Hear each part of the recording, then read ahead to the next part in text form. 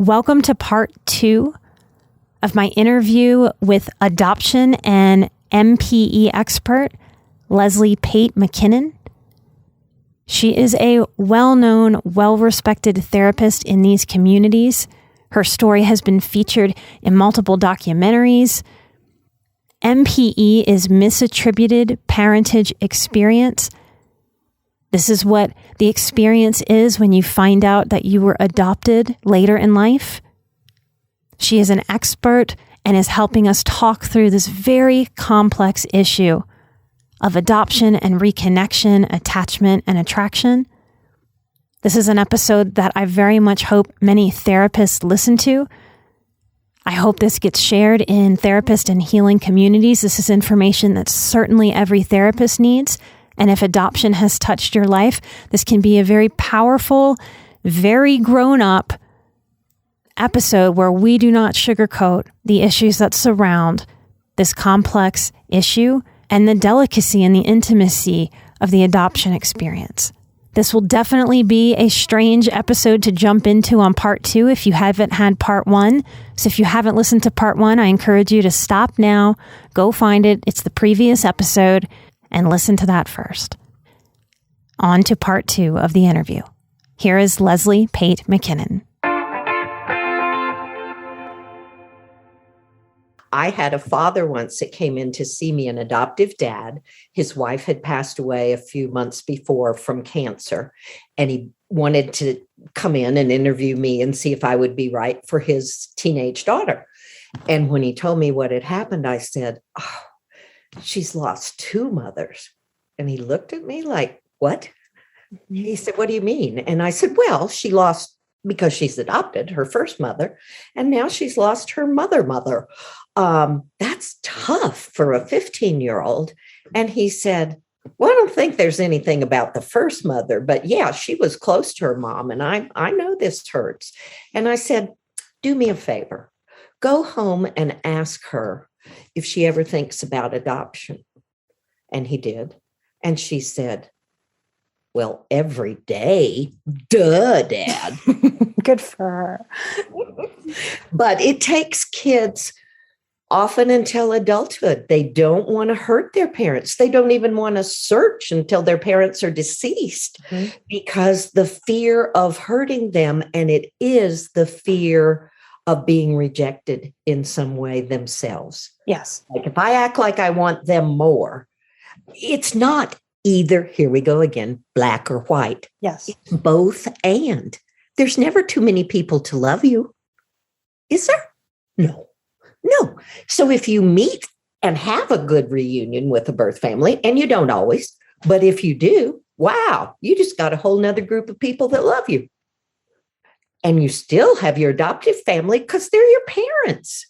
They're your parents, they're your family. You have all of your memories connected to them. Yes. It's all of your experience. Yes. It's very different. Mm-hmm. Mm-hmm.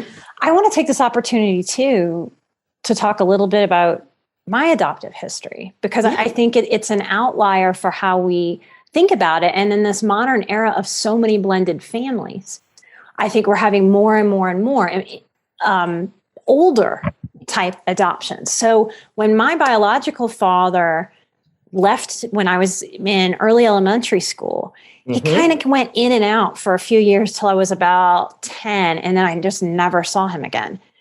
And I was super bonded to him. My younger siblings were not. My mother, I believe, is a sociopath. So my father was warmer to me as a child until he disappeared. So in an emotional way, I'm a highly sensitive person.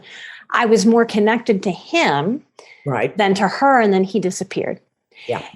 At that time, my mother was dating, and the person that she married, he was a known pedophile, and she married him. And part of the grooming and part of the manipulation was him asking me at a point that in a very loving way. He was a very sweet, very kind, as a lot of pedophiles are. They're very engaging. They absolutely know how to make a child feel safe and important. He showed up wanting to go on bike rides with me and coming to school and seeing me get awards. And for a child that has that wound, I mean, I feel like when I look back at my life, I had like a glowing neon light that went, "Hey, predators, you could come on in." And he saw that light. Absolutely. Part of that grooming was he and my mother at a point saying how much he would like to adopt us. So at a Christmas when I was 13, I wrote him a letter saying, like, will you? So I asked my own abuser to adopt me. The amount of manipulation in a moment like that. It's also true that they didn't check out his history. In Louisiana, we have parishes. We don't have counties.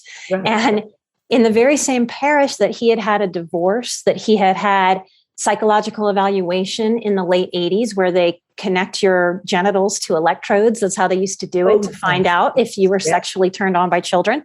Right. And he was. Later in my life, I read that psychological report the DA's office allowed me to. Mm-hmm. So I got to see that. And in the very same parish where those papers were filed, it said very clearly he was a sexual predator and should not be alone with children under 12.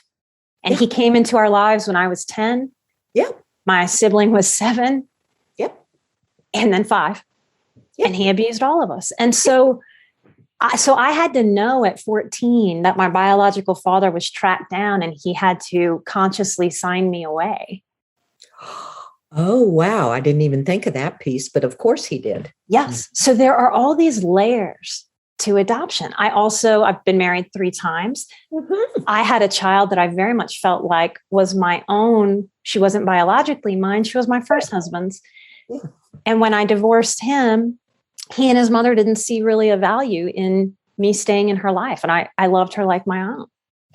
Oh. And so realizing the powerlessness of being in that position. And I think we're at a time where highly sensitive people listen to this show. And I've never talked about the highly sensitive step parent and attachment and how we absolutely can love someone so fully and deeply and then have that wound of them being taken away for ourselves as the adult and for that child. Yes. So in terms of attachment, and I think there's adoption sort of the heart, and then there's adoption in terms of paperwork. Exactly. And we have trauma wounds around all of that. All of that. I'm just relating to you because in my life, my father was married 4 times, but his second wife, not my mother, really became my mother because my mother bolted at the time of the divorce and I didn't see her for years. And that second mother was incredible in my life. I adored her. And later he divorced her and I was not allowed contact. And it broke my heart. Yeah. She was the most positive person in my life. My father was an alcoholic. My mother had left. And here was this woman I could not get in touch with. Now, of course, I did when I was about 20. But when I was a kid, I did what my parents told me. So, yeah, those are huge. And so think about that child again in a divorce. I tell people, and I bet you do too, all the time, don't be dissing the other parent. Oh, yeah. Because your child is half of that person. Yeah. And when you say negative things about them, you're saying negative things about your child. And I always say, and don't feel the need to unload all the reasons of your divorce. It's not their business. Yeah, when they're 25, they may ask you, and depending on what they were, you may tell them. Mm-hmm. Okay. But don't do that to a child. Yes. And again, the marital partner's like, well, I'm done. So are you. That's awful to do. It is. Awful. I don't think we know enough about attachment in our general, just how we relate as human beings. I'm often saying, it's part of why I do the podcast, that it really is crazy. It is insanity that we have known some basics about psychology and relating and attachment and safety and security. What kind of grows up a secure human being? We really do know that psychology. We don't practice it. Yeah. We don't confront it. We don't encourage it enough. And I think a lot of that is why our depression rates in youth, our suicide rates are skyrocketing. Exactly. While they're going down in almost every other country. In America, they're skyrocketing. So we're doing some things in a really, really wrong way. And it takes so much courage and so much putting that reactive part of the ego that just goes, I don't want to hear that, or no, this contradicts the story I've always told about myself. It really takes maturing beyond that response to be able to take in new information, and new information that hurts sometimes. Absolutely. To be able to do what's best for you and what's best for a child. And one thing I hear a lot when, especially if I'm directing parents to some of these Facebook groups where adoptees will give you tips on what to do with your child and how to talk to them and so forth. And the same thing with donor conceived. They'll come back to me and say, they're just a bunch of angry people. And I said, did you stay there long enough to find out what they're angry about? Because guess what? You're right. Those are the angry ones that came forward. The ones that are, we call it, still in the fog, that have not connected why these issues they're dealing with are dealing with from the time of birth. They're not angry. They're out there, die. Adoptees tend to come out of the fog around 40 years of age. And the first stage is rage. Okay. And that's when they hop on all these Facebook groups. Well, because it's grief. They have to grieve their reality. I know I had to grieve that. I've often put it that I fell through the cracks, that the judge didn't look up if he was safe or not. He had a peeping Tom arrest. That should have been some kind of red flag. They didn't do a background check. They didn't take the children aside separately. My memories were repressed. My sisters knew they were being abused. Had anyone asked some questions, that adoption would not have happened. Exactly. So the anger is not just I'm angry because one person gave me up. It really is a systematic, if a lawyer is involved, that lawyer participated. And this is one of these human things that I think it's really hard for people to understand and really know, especially if they haven't gone sort of a similar route that I have. Everything about my life and professionalism is human relating and emotions and dealing with things. So if you're not really in that world, I understand that it's hard to sort of know this, but we have to deal with these emotions. And sometimes you can do everything exactly right. Well, of course. And the rightness of the process doesn't mean that a human's not going to have the whole range of emotional response. So mature parents are where it's at. We have to mature those parts so that the parents can have enough maturity to not take it personally. And allow those children, whether they're small, young, or older, to go through those feelings and not take a how dare you shaming response or a victim-y response of, but I did so much to try to get you. Yes, aren't you grateful? Oh, yes, God, because there can be both. There can be gratitude for it. Thank you for giving me my life and for wanting me. Right. And there can be this whole entire range of emotions. And the thing about emotions is we never stay in one emotion. If we actually, as a society, start realizing if we deal with these emotions, we can move through them and then they change. Yeah. And I tell parents all the time how it usually comes up is around reunion, Nikki. Their little child, because I try to open little bitties adoptions if they're closed. And I start telling the parents what I've told you. It's so much better for your child. And I'm here and I'll help you and I'll guide this. I know you're frightened. Everybody is. It's okay. Mm-hmm. But one of the things I say to parents, even if your child is older, do not give them a hard time about seeking out reunion. Please. It may go terribly. Yep. It may go beautifully, but on either way it goes, if you are supporting them by saying things like, well, I think I'd be curious too. Yeah, I think I've always wanted to thank your mother, something, then the child can move forward and can share with you what did happen or the adult in their reunion.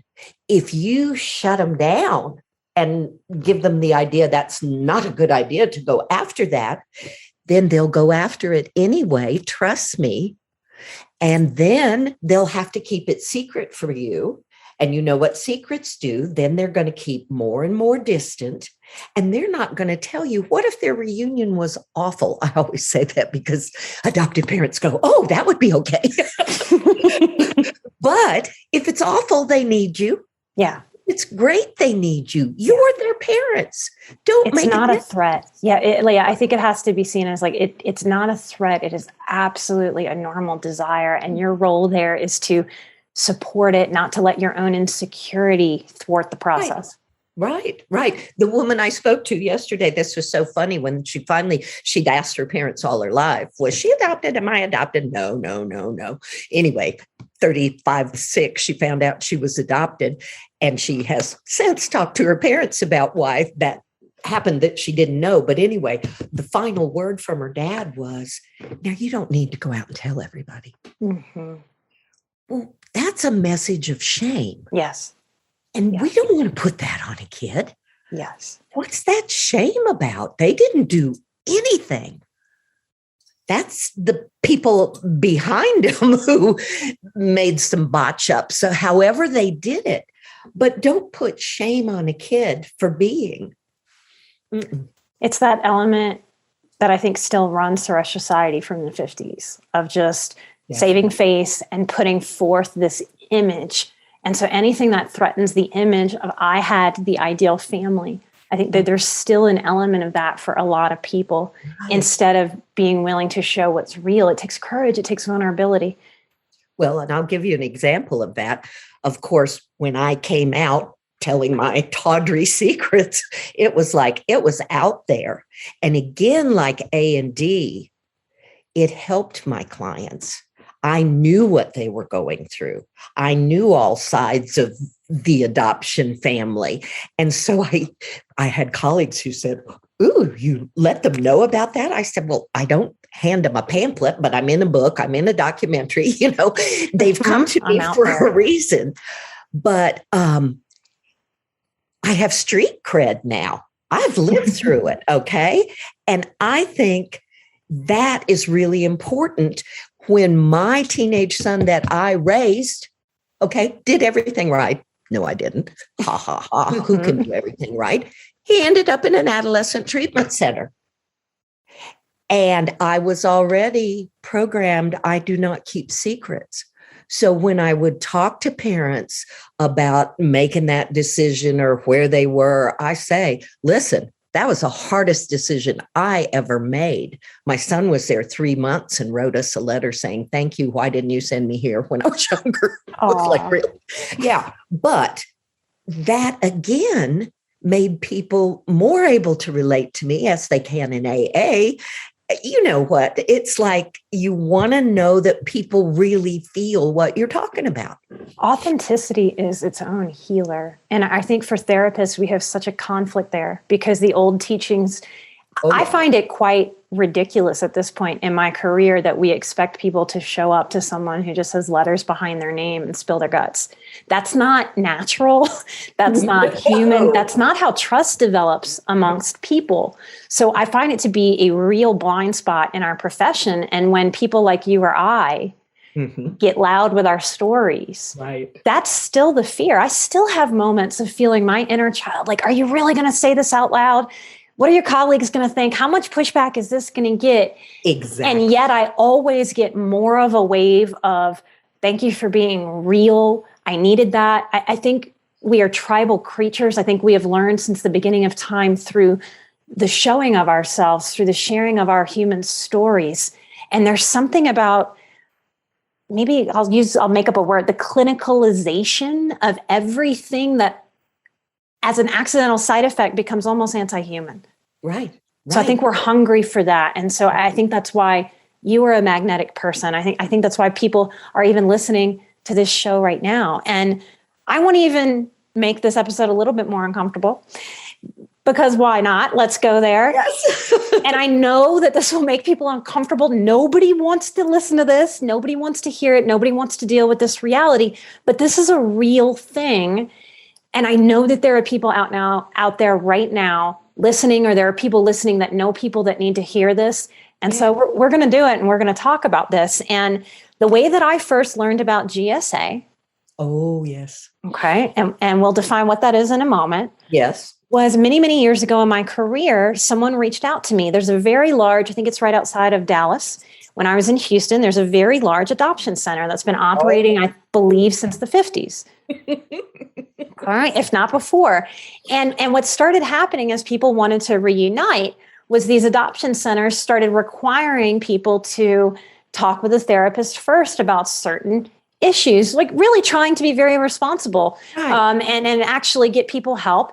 And one of the things when someone reached out to me and said, I need a therapist to clear me before they'll let me reunite with my mom, who also wants to reunite with me. Right. And one of those things was GSA. And that is called genetic sexual attraction. Right. Okay. And can you explain what that is, why that is? I'll do my best. Thank you, ma'am. In a short amount of time. Genetic sexual attraction is when two people who did not grow up with each other, mother and child, brother and sister, father and child, during the reunion become intensely, I can't say that word enough, attracted to one another. And it feels very sexual. It's like, wait a minute, what's going on here? And I am right with you. People need to be prepared for this. It happens more often than we ever thought, because you want to talk about shame. People who experience this do not want to talk about it. I have several clients I'm seeing right now, father and daughter, woman and half sister. And they have, and guess what? Sometimes these attractions occur like the woman and her half sister. Neither one of them are gay. Okay. So how do you explain that? I think it's one of the most confusing things that a human being can feel, and such an isolating, right, shame-based thing. I've never heard anyone else talk about it publicly other than you. Oh, well, we need to be talking about it a whole lot, because what I want to say to you is, with this third-party reproduction, with these donor eggs, donor sperm, donor embryos, they are keeping no track of anything. And there are hundreds of births coming from the same human being. Do you know what that's going to bring? Because you can meet somebody and be so attracted to them and have no idea that you're related to them. And this has happened quite a few times where people have married, and it's a tragic, tragic outcome. 100% of my experience, 100%. You didn't grow up together, so the incest taboo that comes when you're growing up in the same family never got created. And I think we're going to finally find out in, I think, the next couple of years what exactly is going on in terms of chemicals, DNA, because something is getting lighted up there. Reunion in and of itself is the most intense thing that ever happened in my life, other than the birth of my children. And I got to tell you, they're on a close parallel, because so many endorphins you're just like higher than a kite. My therapist at the time said, do you have any history of manic depression?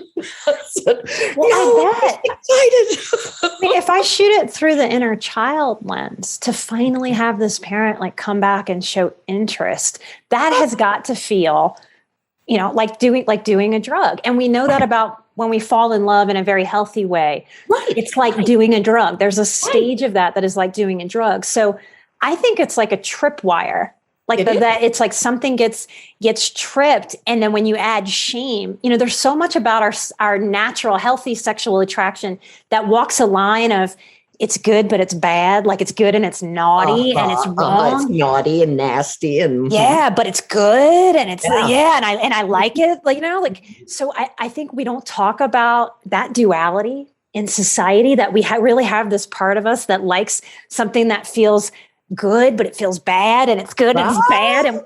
And so I think when we have a reunion, I think a lot of that is at play. And then you add the parent maybe wanting to save the child or show up for the child because they recognize that they abandoned them. They're in They left distress. them. And then that child wanting that. I mean, what a sort of witch's brew of feelings to have happen. And then you add the isolation of most of the time, no one around you is in a similar experience. So it's already isolating. How do you talk about that? If therapists don't know about this, it might not even feel like a safe place to talk about in therapy. Yep. So and I don't think most therapists, unless they're in my field, do know about it. You do, because you were working with Edna Gladney, that's outside of Houston. But yeah. And thank heavens, every therapist needs to know about this. The only place I've ever seen it, Nikki, is on a couple of very tawdry talk shows.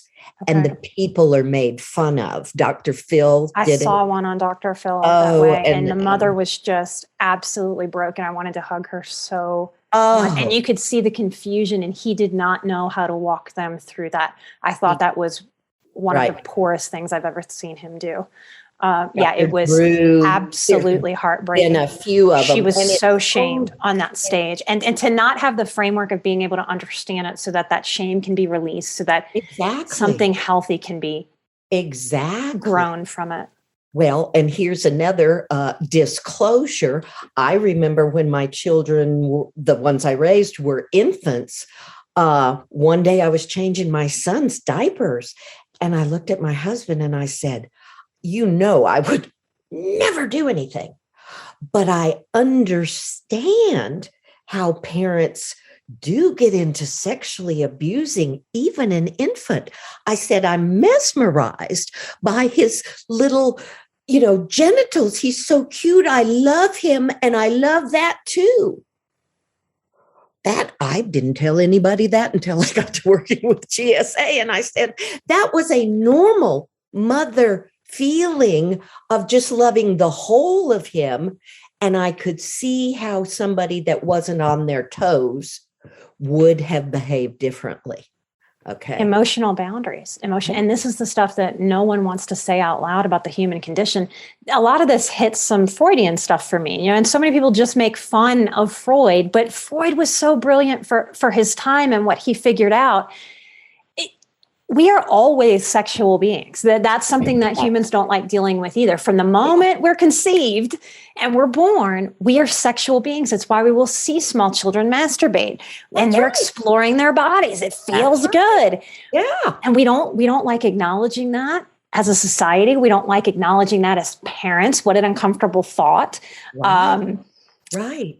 So all of this has the potential to get so messy that this is why we're doing this episode. So anyone who feels a sense of this or has that feeling, what would you advise that they say to themselves? Where would you advise that they go? If it's not a fleeting feeling, if it's something that starts to stick and build, what do you advise? Right.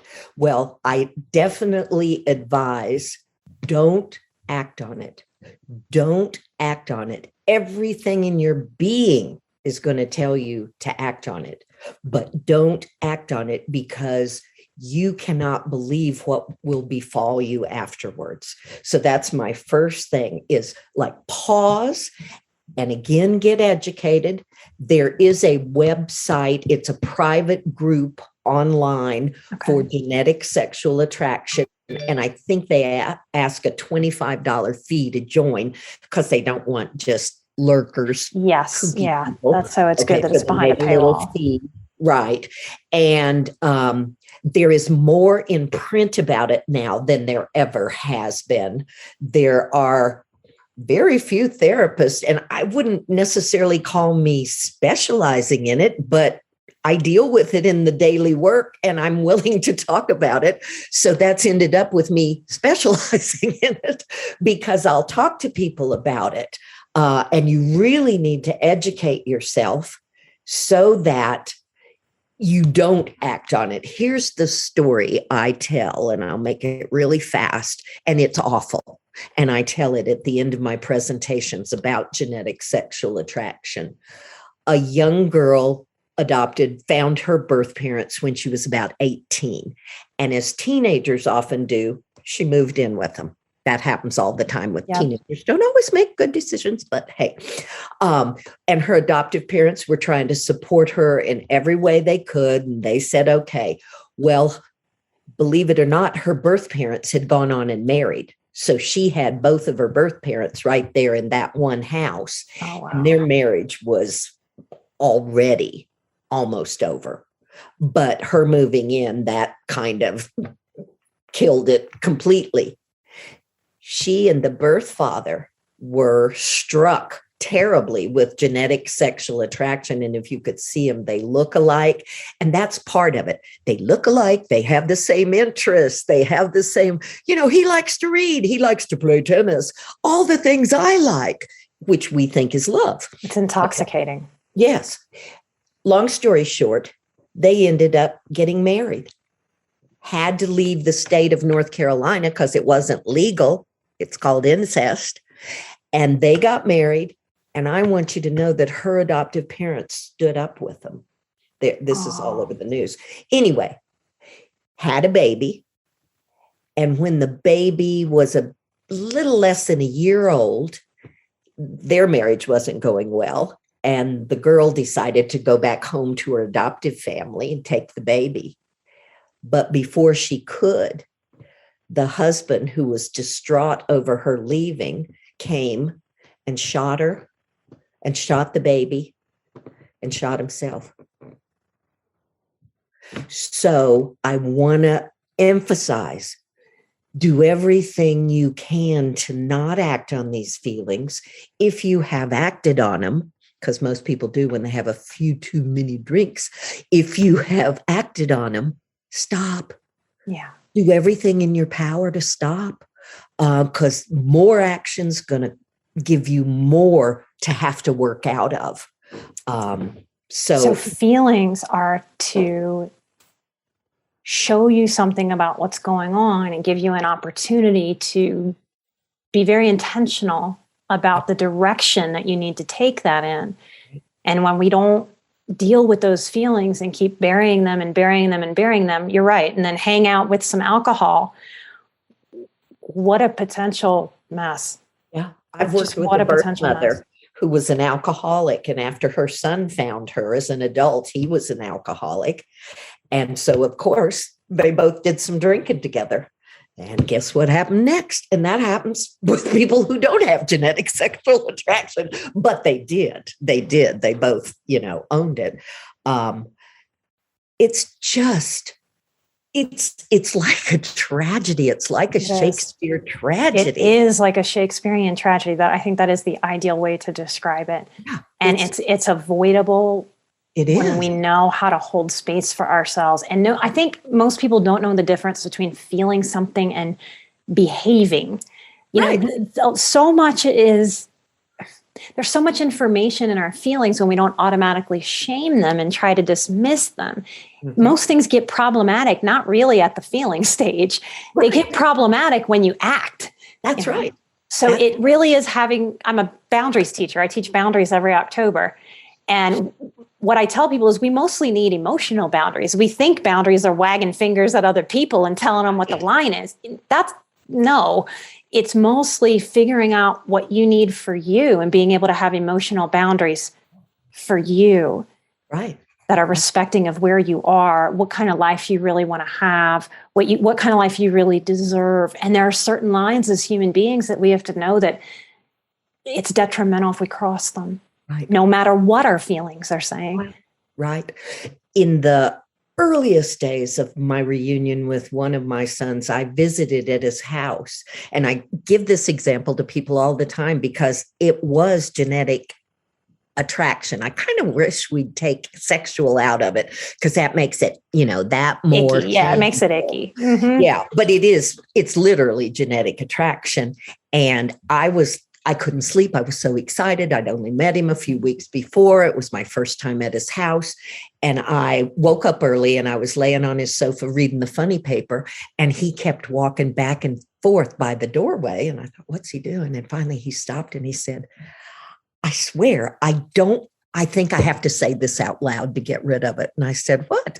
And he said, I want to crawl up in your lap and have you read me the funnies. Of course, the inner child, And I of course, said, wants that. oh, sweetie.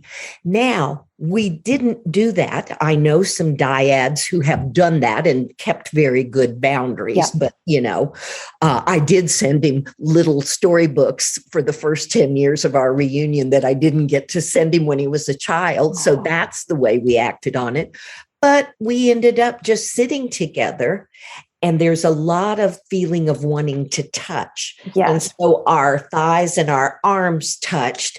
And that's as far as it went. But that's genetic attraction. Come on, what 36-year-old man wants to sit in my lap and have me read him the funnies? The one I relinquished, that's who. So, yeah. It's strong. And I'm so glad I didn't have the whole 9 yards. I'm sure it would have made me a good teacher, but I had enough of it to know it's real. It's real. Well, the listeners of the show can't see me right now, but I'm tearing up.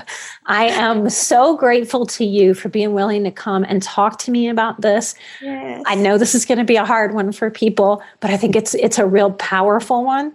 Good. And if there's just one person out there, that's what'll get me choked up. Yeah. If there's just one person out there that needed to hear this today, then this show was for you. For those of you who have a hard time with this show, I am a teacher and I am a believer of this. Those contrast points where as human beings, we have friction. Something makes us uncomfortable. It's so easy to go, ew, no, and shut down and just disappear, go away, block it. Those really are the points where if we sit with ourselves and go, what is it about this that makes me so uncomfortable? Mm-hmm. What is it about this that can give me something that I can take forward? As human beings, I think now more than ever on this topic and all the topics out there, we are really being asked, for those of us that are going to keep our sanity through the modern age, we are really being challenged to be able to let go of the way that we think things are supposed to be, the ideals, and start lifting the veils of disillusionment to start seeing, well, what really is? And how do I deal with what really is? And this is something that is very real for so many people in our population. Thank you so much for helping me give voice to it. You are welcome. And I hope your audience tells their friends who have donor-conceived children about this, because we're getting ready to have an explosion of people. And those people need to know. I want them to make a DNA test part of your marriage license. So you're certain you're not marrying, someone very close to you. Okay. Mm-hmm. Mm-hmm. Okay. So I thank you for the opportunity. I get teary too, but educating one person is worth it. When I started this 25 or 30 years ago, I thought, I don't think anything's changing, but I'm seeing it change. It's just so incrementally slow, but it's changing.